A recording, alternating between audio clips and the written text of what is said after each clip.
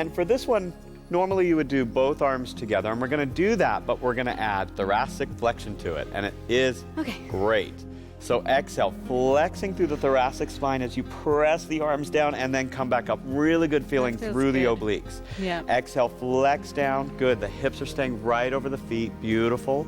And one more time, press down and come back up. Now we're going to go to unilateral, and when we do the unilateral, we're going to add lateral flexion to this in the direction that you're pulling. So you can let go with one hand, that's right. And then press down with that arm and flex over toward that side, keeping the hips as square as you can, and then come back up. Yep. And again, exhale, press down. Does that feel good? Yeah, it feels really good on the opposite side. Yeah, you're getting a stretch. As you're working this side, that side's lengthening. Yeah. That's great. And come all the way up. We'll balance you out later on that.